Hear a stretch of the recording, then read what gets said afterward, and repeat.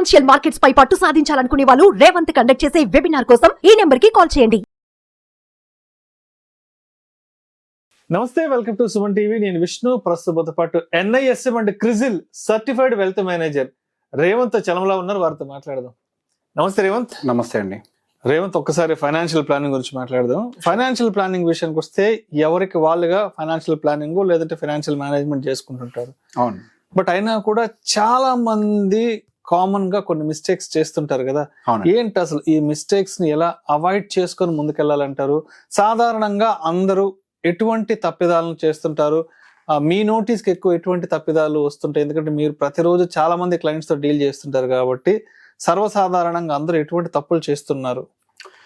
So financial planning అనేది paper మీద చాలా బాగుంటది.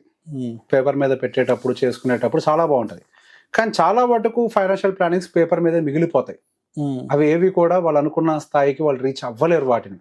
సో దానికి మేజర్ రీజన్, దానికి తగ్గ అనుభవం ప్రతి మనిషికి ఉండదు. ఎట్లా వస్తుంది అనుభవం? వాటిని ఎక్స్పీరియన్స్ అయితే కదా. సో బేసిక్గా సరే కొంతవరకు చైల్డ్ ఎడ్యుకేషన్, చైల్డ్ మ్యారేజ్ వీటి వరకు అయితే చేసుకోగలుగుతారు, దాంతో ఇబ్బంది లేదు. కొంతవరకు ఇప్పుడు వచ్చినటువంటి అవేర్నెస్ తోటి రిటైర్మెంట్ కూడా ఏదో కొద్ది గొప్ప ప్లానింగ్ చేసుకోగలుగుతున్నారు. కాకపోతే అసలు మేజర్ సమస్యల్లో వచ్చేది ఎక్కడేనంటే మనకు అసలు జీవితంలో ఊహించని అసలు అనుభవం ఎవరికీ లేనిది జరిగినప్పుడు వస్తుంది అసలు సమస్య. ఎవరికి రాదా అని అంటే అట్లాంటి అనుభవాలు చాలా మందికి వస్తాయి. కానీ వాళ్ళకి అంటే ఆ సిచ్యువేషన్ ఎదుర్కొన్న తర్వాత ఇంకేం చేయడానికి ఉండదు. దాన్ని ఎవరికి పంచుకోలేరు కూడా కనీసం అనుభవాన్ని. సో బేసిక్ గా ఎప్పుడైతే మనకు అనుభవం లేనిది కానీ మనం చూడండి కానీ సందర్భాలు ఎదురవుతాయి. ఒక మనిషి చనిపోయినప్పుడు, అంతే కదా, మనిషి చనిపోయినప్పుడు ఇట్లాంటి సందర్భాలు ఎదురవుతూ ఉంటాయి. సో బేసిక్ గా మనం రిటైర్మెంట్ ప్లానింగ్ చేసేటప్పుడు చాలా మంది తప్పులు చేస్తూ ఉంటాం. సో రిటైర్మెంట్ ప్లానింగ్ అప్పుడు ఎస్టిమేషన్ చేసుకునేటప్పుడు నేను ఎంత బతుకుతాలే, 65 ఏళ్ళు మాక్సిమం బతికితే 70 బతికితే ఎక్కువ.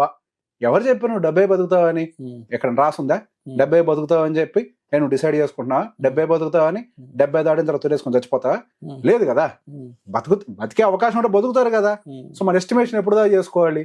100 ఏళ్ళకి చేసుకోవాలి, 100 ఏళ్ల వరకు చేసుకోవాలి. ఉంటే ఉంటాం, లేకపోతే లేదు, ఆ తర్వాత విషయం. సో బేసిక్ గా 70 ఏళ్ల వరకే మనం ప్లాన్ చేసుకుంటే ఏవైతే కార్పస్ మనకు మిగిలి ఉంటుందో డెఫినెట్ గా మనకు సరిపోదు. తర్వాత అయినా ఎవరొకరి మీద డిపెండెంట్ అవ్వాల్సిందే. ఇది ఒక పెద్ద మిస్టేక్. దానికంటే ఇంకో పెద్ద మిస్టేక్ జరిగేది ఏంటి అని అంటే మనకి ఒక డెత్. ఒక మనిషి చనిపోతే మీ ఫైనాన్షియల్ ప్లానింగ్స్ అని తిరిగి మనకు వస్తాయా? చేసుకున్నారు, అద్భుతమైన ప్లానింగ్ చేశారు. మా అబ్బాయిని నేను ఒక పెద్ద ఇంజనీరింగ్ కాలేజీలో ఇంజనీరింగ్ చేపిస్తా, లేదా మా అబ్బాయిని మా అమ్మాయిను ఒక మెడికల్ కాలేజీలో చేర్పిస్తా. ఓకే, ప్రతి నెల దానికోసం ఇంత సిప్పు చేస్తా. ఓకే, అంత బాగానే ఉంది. ఎంతమంది రాత్రి పడుకొని పొద్దున్న లగట్లేదు? ఈ జనరేషన్లో జరగట్లేదా? మన వయసు వాళ్ళకి ఎవరికి ఆ సమస్య లేదా? నడుస్తూ నడుస్తూ పడిపోవట్లేదా? అట్లాంటి పరిస్థితి గనక ఎదుర్కొంటే అప్పుడు మీ లైఫ్ పరిస్థితి ఏంటి? ఎంతసేపటికి నేను ఇన్సూరెన్స్ అని ఒక టాపిక్ ఎత్తగానే బోర్ టాపిక్ అని చెప్పి స్కిప్ కొడతారు. అయిపోయింది అక్కడతో.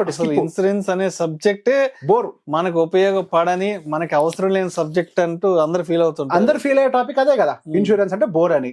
ఒకవేళ నీకేమైనా జరిగితే ఏం చేస్తావు? ఇప్పుడు నువ్వేం చేస్తున్నావు? సేవింగ్స్ చేస్తున్నావు. ఎవరి కోసం చేస్తున్నావు? నీ పిల్లల భవిష్యత్తు కోసం చేస్తున్నావు. నువ్వు నీ భార్య కలిసి రిటైర్మెంట్ తర్వాత ప్రశాంతంగా బతకడం కోసం చేస్తున్నావు. నువ్వు పోతే ఏంటి పరిస్థితి? ఇన్ బిట్వీన్ ఏదైనా పెద్ద మెడికల్ ఎమర్జెన్సీ వస్తే ఏంటి పరిస్థితి? ఇంటి పెద్దకి ఏంటి పరిస్థితి? ఏదైనా మిమ్మల్ని కాపాడుతుందా? సో బేసిక్ గా ఫస్ట్ నా దగ్గరకు వచ్చే క్లయింట్ ని అసలు మీకు టర్మ్ ఇన్సూరెన్స్, హెల్త్ ఇన్సూరెన్స్ లేకపోతే మీరు అసలు ఇన్వెస్ట్మెంట్స్ కే అనర్హులు. ఎందుకు? మీరు నేను ఎంత కష్టపడి ప్లాన్ చేసినా, మీరు ఎంత కష్టపడి ఇన్వెస్ట్మెంట్స్ చేసినా, మీకు బై ఎనీ ఛాన్స్ ఏదైనా యాక్సిడెంట్ జరిగినా, ఏదైనా 1-2 సంవత్సరాలు మీరు పని చేయకుండా బెడ్ రిటర్న్ అయినా, లేదా ఒక పర్మనెంట్ డిసేబిలిటీ మీకు వచ్చినా, మీ జీవితం విపరీతమైన ఇబ్బందుల్లోకి వెళ్ళిపోతుంది. అది చూసి నేను బాధపడటం తప్పించి ఇంకేం ఉపయోగం లేదు. ఆ రోజు మీ మొహం నేను మీ మొహం, మీరు నా మొహం చూసి బాధపడటం తప్ప ఏమీ జరగదు. సో ముందుగా మనం ఏం చేయాలి? మనం ఇన్సూరెన్స్ తీసుకోవాలి. ఇన్సూరెన్స్ ఎవరికి? మీకు కాదు. ఎవరు చెప్పారు ఇన్సూరెన్స్ మీకని? ఇన్సూరెన్స్ మీకు కాదు. ఇన్సూరెన్స్ మీ భవిష్యత్తుకి. ఇన్సూరెన్స్ మీరు తీసుకునేది మీ పిల్లల కోసం. ఇన్సూరెన్స్ మీరు తీసుకునేది మీ భార్య కోసం. మీకు ఏదైనా జరిగితే బై ఎనీ ఛాన్స్ ఎటువంటి సమస్యల్లో అయినా, ఏదైనా యాక్సిడెంట్లో కానీ, ఏదైనా డిజేబిలిటీ జరిగినా, చనిపోయినా, ఆ డబ్బులు ఏవైతే వస్తుంటాయో ఆ డబ్బులతోటి వాళ్ళ ఫ్యూచర్ ప్లానింగ్ చేశానే, ఆ ప్లాన్ డిస్టర్బ్ అవ్వకుండా ఉండటం కోసం తీసుకోవాలి. మీ హెల్త్ ఇన్సూరెన్స్ అనేది మీ ట్రీట్మెంట్ కోసం కాదు, మీరు దాచుకున్న డబ్బుల కోసం. మీ దగ్గర డబ్బులు లేకపోతే ఏం చేస్తారు? దాచుకున్న డబ్బులు తీసుకొచ్చి ఖర్చు పెట్టాలి కదా. అదే హెల్త్ ఇన్సూరెన్స్ ఉంటే ఆ డబ్బులు పాడుకోకుండా ఉంటాయి కదా. సో మీరు ఎప్పుడైనా గుర్తుపెట్టుకోండి, నేను మా క్లయింట్స్ అందరికి అదే చెప్తా. అందరు ఏమనుకుంటారు, ఇన్సూరెన్స్ అంటే ఒక ఎక్స్పెండిచర్ అనుకుంటారు. ఇన్సూరెన్స్ ఎక్స్పెండిచర్ కాదు, insurance investment. Insurance is an investment గా మనం పరిగణించాలి. ఇప్పుడు మనకి ఏదైనా జరిగితే ఇన్వెస్ట్మెంట్స్ మిగులుతాయా? మొత్తం నాశనం అయిపోతాయి. ఇంతకు ముందు కూడా ఒక స్టోరీ ఎప్పుడో మాట్లాడుకున్నాం, రోడ్ యాక్సిడెంట్ లో ఏదైనా జరిగితే పొరపాటున ఫ్యామిలీ పరిస్థితి ఏమైందో తీసుకుంటారండి కొంతమంది. ఈ మధ్య కొద్దిగా ఏదో ఈ టర్మ్ ఇన్సూరెన్స్ అవేర్నెస్ రావడం వల్ల కొంతమంది తీసుకున్నారు. ఎంతనయ్యా తీసుకుంది అని అంటే 50 లక్షలు, కోటి రూపాయలు. సూపర్ ఇన్సూరెన్స్ అనుకుంటున్నారు సార్, అద్భుతమైన ఇన్సూరెన్స్, కోటి రూపాయలు అనుకుంటున్నారు. కోటి రూపాయల దేనికి సరిపోతాయి? కోటి రూపాయలు మీ తనంతరం మీకు కనీసం నెల ఖర్చులకు కూడా సరిపోవు కదా.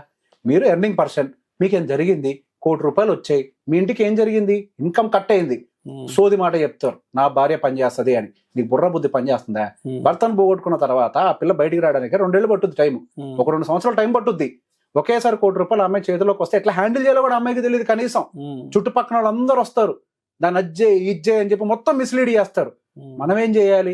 రాత్రికి రాత్రి మనం పడుకొని నిద్ర లేకపోతే, రేపు పొద్దున నిద్ర లేకపోతే బై ఎనీ ఛాన్స్ మనం ఎట్లా ఈ ప్రొసీజర్ ఇంప్లిమెంట్ చేయాలో మీ భార్యకి ఎక్స్ప్లెయిన్ చేసి పెట్టాలి. పలానా మనిషి ఉన్నాడు, అడ్వైజర్ మనోడు, లేకపోతే ఇగో ఇది మన ప్లాను, ఒకవేళ దాన్ని జరిగి కార్పస్ వస్తే మనం ఈ పద్ధతిలో దాన్ని ఇంప్లిమెంట్ చేయాలి. సో ఫస్ట్ ఈ పద్ధతిలో ఇంప్లిమెంట్ చేయాలంటే మీకు ఎంత టర్మ్ ఇన్సూరెన్స్ కావాలనేది ఐడెంటిఫై చేయాలి. టర్మ్ ఇన్సూరెన్స్ ఐడెంటిఫికేషన్ అంటే సోది యూట్యూబ్ అందరూ బయటకు వస్తారండి. ఏం చెప్తారు? ఇంటూ 20, ఇంటూ 25 ఎవరు చెప్పాడు? ఎవరు చెప్పారు? అదేమన్నా IRDA సర్టిఫైడ్ ప్రొసీజరా? ఎవరు చెప్పారు?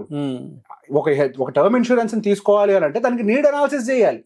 నీడ్ అనాలిసిస్ చేయకుండా టర్మ్ ఇన్సూరెన్స్ ఎట్లా మీరు ఫిక్స్ చేసుకుంటారు? కోటి రూపాయలు వస్తే ఏం జరుగుతుంది? 6% వడ్డీ వస్తుంది, 50,000 రూపాయలు మీకు నెలకు వస్తాయి. 50,000 రూపాయలతో మీ పిల్లలు బతకాలి, మీ భార్య బతకాలి, వాళ్ళ చదువులు ఏది స్కూలింగ్ చదివించాలి, వాళ్ళని ఇంజనీర్లు చేయాలి, పీజీలు చదివించాలి, పెళ్లిళ్ళు చేయాలి, రిటర్న్. కోటి రూపాయలు అయిపోద్దా? How is that possible? కుదరదు కదా. సో మీరేం చేయాలి? ఇప్పటి నుంచి బతకడానికి ఎంత ఖర్చు అవుద్ది, ఇప్పటి నుంచి స్కూలింగ్కి ఎంత ఖర్చు అవుద్ది, ఆ తర్వాత యూజీకి ఎంత ఖర్చు అవుద్ది, ఆ తర్వాత పీజీకి ఎంత ఖర్చు అవుద్ది, ఆ తర్వాత మ్యారేజ్కి ఎంత ఖర్చు అవుద్ది, ఇవన్నీ ఏమైపోయినాయి. ఇంకో మాట చెప్తారు, ఆస్తులు ఉన్నాయి అమ్మేస్తారని. అది నువ్వు బతుకుంటూ అమ్ముతావు ఆస్తిని? అంటే నువ్వు పోయిన తర్వాత నీకు సంబంధం లేదా? పిల్లలతోటి, నీ భార్యలతోటి వాళ్ళకుంటా ఆస్తి అమ్మిచ్చేస్తావా? తప్పు కదా. ఆస్తులు ఉన్నాయి కదా, ఏం వద్దనంట. ఆస్తులు ఉంటే ఆస్తి పని ఏంటంటే, భూమి పని ఏంటి? 4 కాలాల పాటు 4 జనరేషన్లకు పోవటం, అది కదా. ఇప్పుడు నువ్వు పోయావు కాబట్టి నీ ఆస్తి కూడా అమ్మేయాలా? ఇది సాడిజం కదా, ఇది సాడిజమే కదా. ఇది ఎక్కడ సాడిజం? సో బేసిక్ గా అది ఫిజికల్ ఎసెట్ అండి. దాన్ని క్యాష్ కింద కన్వర్ట్ చేయడం అంత ఈజీ ఏం కాదు. ఆ టైంలో వాళ్ళ బుర్రలు కూడా పనిచేయవు. మీ దగ్గర ఫైనాన్షియల్ ఎసెట్ ఏముంది? ఫైనాన్షియల్ ఎసెట్ ఏంటి? Term insurance. So financial asset, ఏదైనా జరిగితే డబ్బులు వస్తాయి, దాంతో ఎట్లా ప్లాన్ చేయాలి. సో రాత్రి పడుకొని లేకపోతే రేపటి నుంచి ఇంప్లిమెంటేషన్ ఏంటంటే ఒక ప్లాన్ ఉండాలి. ఇంకో పలానా వ్యక్తి ఉన్నాడు, పలానా అడ్వైజర్ కి దీని గురించి అంత ప్లాన్ క్లియర్ గా ఉంది, వాళ్ళని కలవండి. లేదు, ఇగో ప్లాన్ ఆల్రెడీ నా దగ్గర ఉంది, ఈ ప్లాన్ ప్రకారం ఇలా చెయ్యండి, వాళ్ళు చెప్పారు, వీళ్ళు చెప్పారు, మీ నాయన చెప్పాడు, మా నాయన చెప్పాడు అని చెప్పేసి అన్నెసరిగా పెట్టుబడులు పాడు చేయకండి. సో ఏదున్నా కానీ ముందుగా ప్లాన్ చేసుకొని మీ ఫ్యామిలీకి అవేర్నెస్ క్రియేట్ చేయండి. ఫైనాన్షియల్ ప్లానింగ్ లో మొదటిది ఇన్సూరెన్స్ తీసుకోవటం. ఇన్సూరెన్స్ తీసుకోకుండా చేసే ఏ ఫైనాన్షియల్ ప్లానింగ్ పనికిరాదు. Thank you so much Revanth. Thank you అండి.